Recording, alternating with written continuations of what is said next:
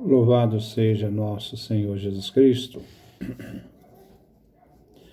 Nós vamos fazer a nossa leitura do ano litúrgico, nosso comentário do ano litúrgico, ano C, estamos no ano de Lucas, nosso 38º encontro, trabalhar a festa da Santíssima Trindade. A Sagrada Escritura mostra como Deus se revelou na história dos seres humanos para salvar. Ele é autor da criação de todos os seres vivos. O Pai bom e eterno deu-nos a conhecer o seu plano de salvação e o modo que somos chamados a participar dessa salvação. Jesus, a palavra que se fez carne, concebido antes de todos os séculos, antes dos tempos. Lembrar que o tempo é uma categoria da criação das criaturas, não é do Criador. Ele é aquele, isto é, o Filho é aquele que revela a face do Pai. Quem me viu, viu o Pai.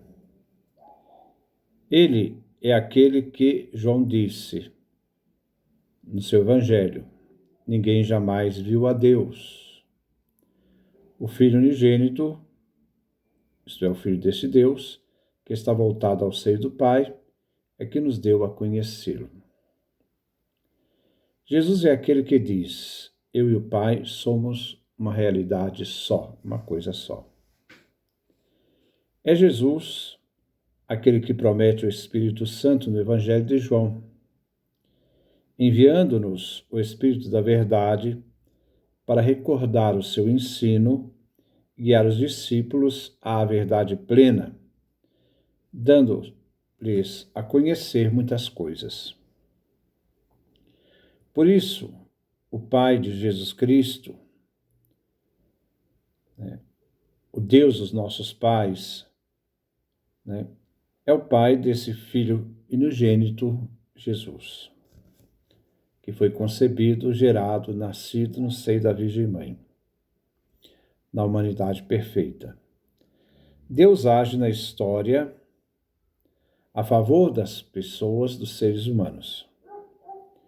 Em Jesus, o Cristo, somos justificados perante o Pai eterno, que fez de seu Filho nossa justiça. Jesus nos dá acesso ao Pai e ao seu reino eterno. É aquele que na cruz rompe a inimizade que os homens criaram pelo pecado, se afastando do Deus Criador e misericordioso. A antífona de entrada é uma aclamação da Igreja reunida em oração. Bendito seja Deus Pai, bendito seja o Filho unigênito, bendito o Espírito Santo. Deus foi misericordioso para conosco. O Pai é bendito, o Filho é bendito, o Espírito Santo é bendito. Todas as três pessoas divinas em igual veneração devem ser louvadas na pessoa do Deus Unitrino. A primeira leitura é tirada do livro dos Provérbios, capítulo 8, versículo 22 a 31. O Filho é a sabedoria do Pai, mestre de obras da criação. Ele é princípio, ele é primícia, isto é, o Filho é primícia, e ele foi concebido antes da obra criadora, e que esse Filho participou da criação, essa sabedoria. A sabedoria não é algo imanente de Deus, mas para nós a sabedoria é uma pessoa gerada pelo Pai na eternidade. Por meio dele, isto é, a sabedoria eterna, o Pai criou todas as coisas que existem. A sabedoria transcende toda a criação. A sabedoria é distinta do Pai, mas nunca separado dele. unido inseparavelmente do Pai, e distinto, pois foi gerado, primícia eterna, na relação eterna com o Pai. Não houve um tempo em que o Pai estivesse sem a sua sabedoria. O Filho, a sabedoria eterna com o Pai. O Filho, sabedoria, é eterno, unido ao Pai, autor de toda a obra da criação, que por meio do seu Filho, Jesus, a sabedoria, o Filho de Deus, mestre de obras da criação divina. A primeira parte fala da eternidade deste Filho, sabedoria, do Pai. Sua realidade eterna com o Pai. Ele foi gerado quando nada existia. Ele foi gerado, não criado. Quando nada existia, antes que Deus do nada criasse qualquer criatura. O termo criado no Gênesis, aquele que cria do nada existente, é poder de dar às coisas virem à existência.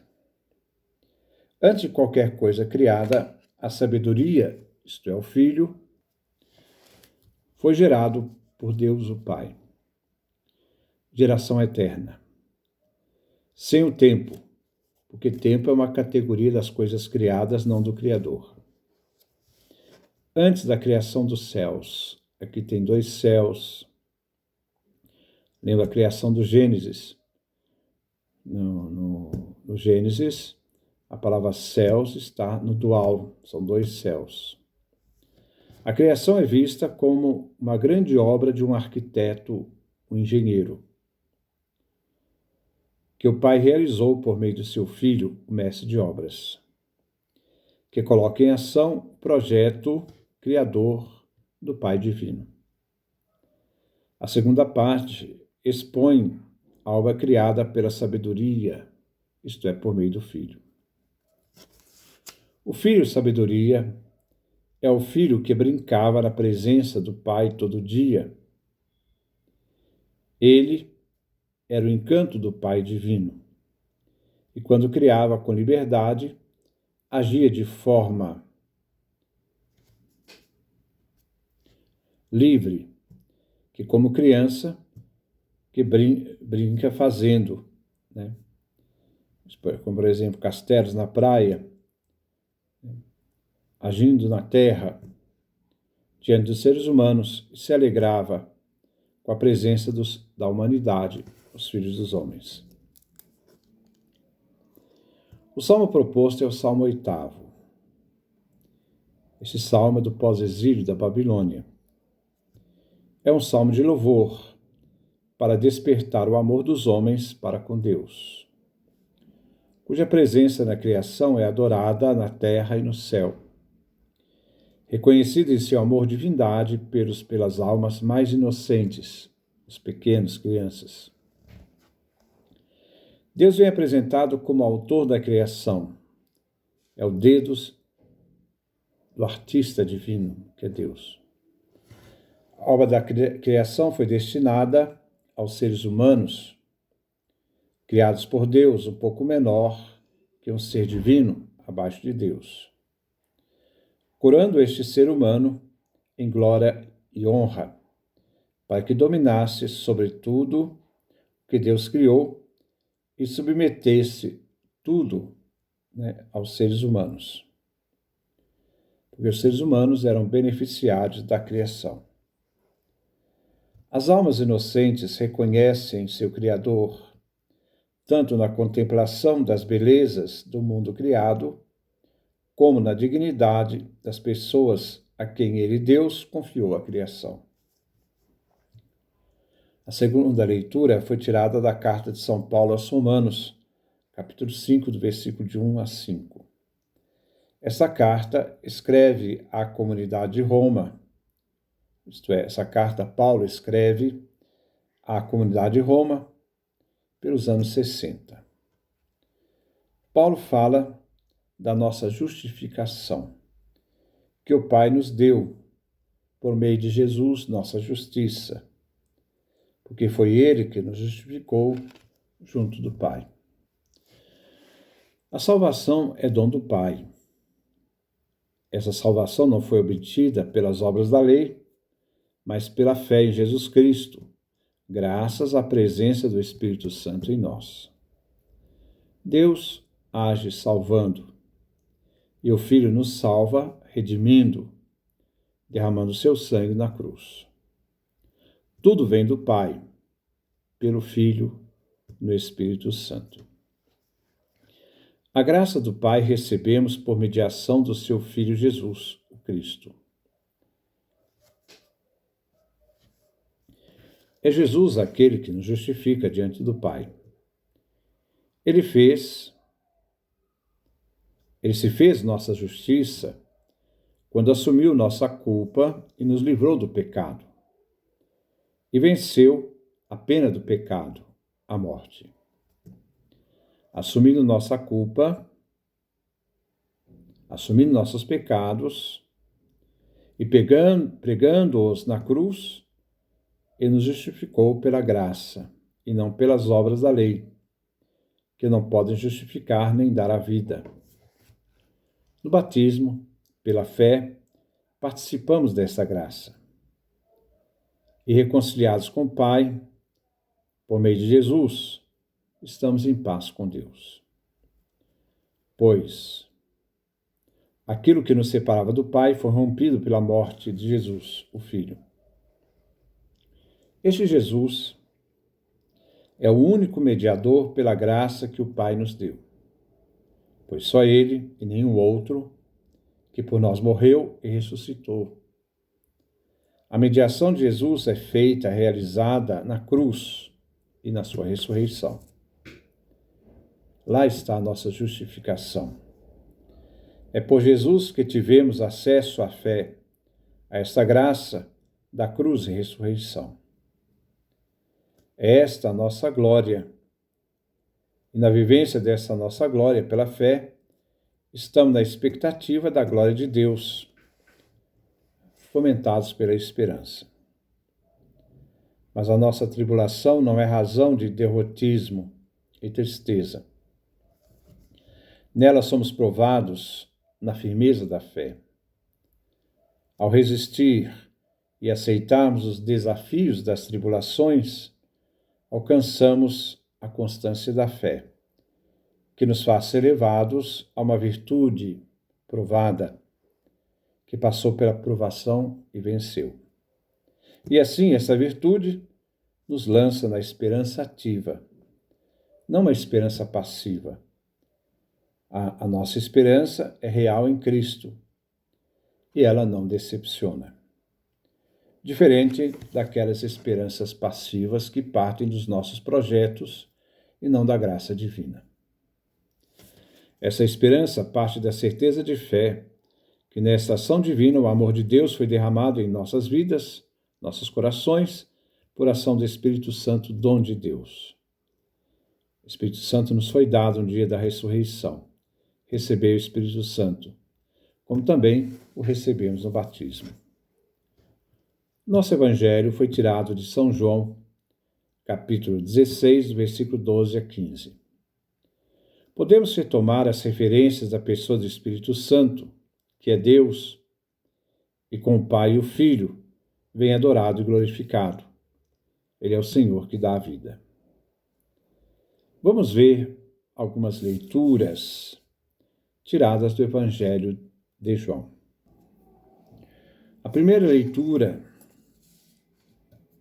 nós vemos em João capítulo 14, versículo 15 a 17, onde Jesus diz assim: Se me amais, observareis meus mandamentos, e rogarei ao Pai, a iniciativa de Jesus de rogar ao Pai, e ele vos dará outro paráclito.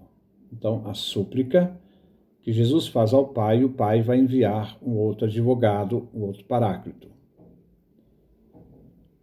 Consolador, para que convosco permaneça para sempre o Espírito da verdade, que o mundo não pode acolher, porque não vê nem o conhece.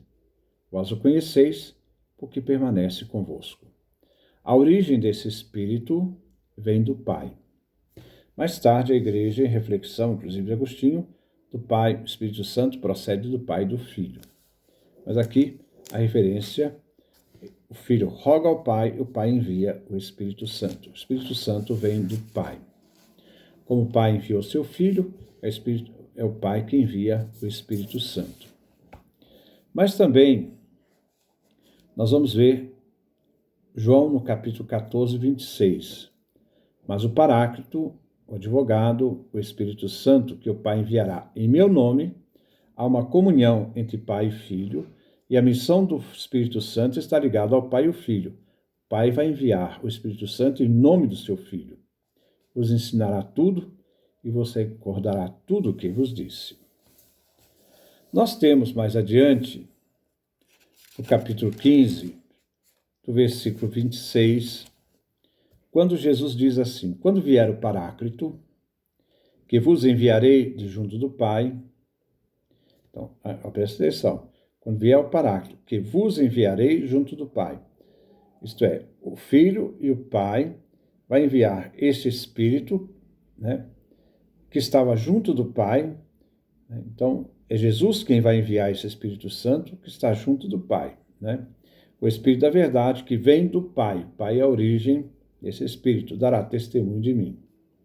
É Jesus quem envia esse Espírito que está junto do Pai, esse Espírito da verdade que vem do Pai, a origem do Espírito Santo, então é divino, dará então testemunho de mim.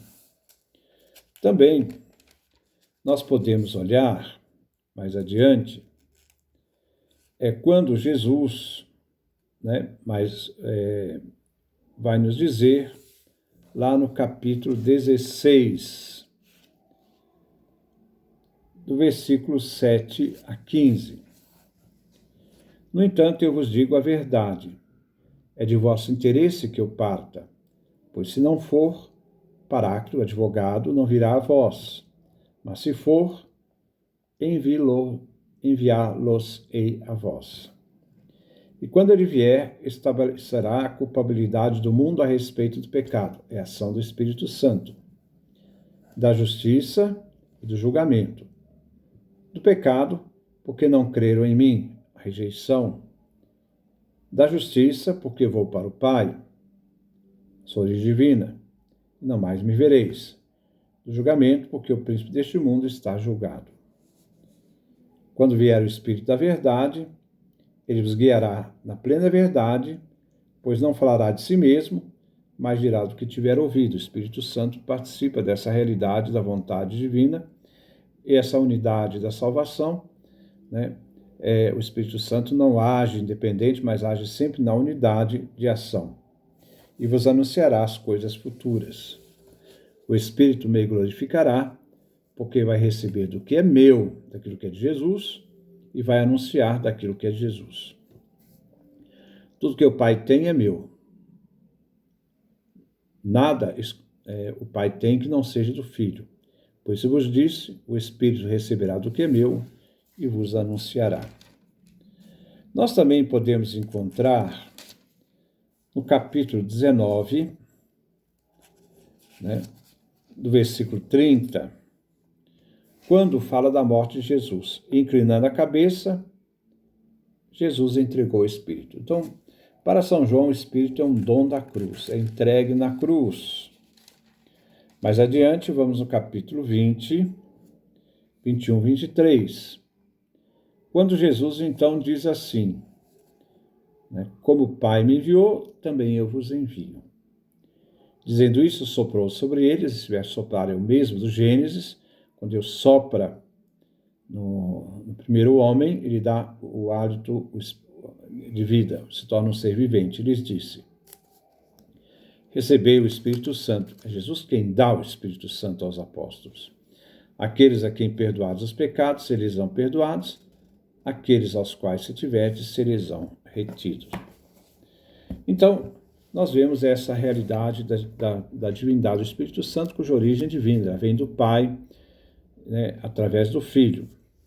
Jesus fala aos discípulos, antes de ser colocado na cruz, antes dele morrer e ressuscitar. Na leitura de hoje do Evangelho, ele fez uma promessa que se realizará no dia da ressurreição.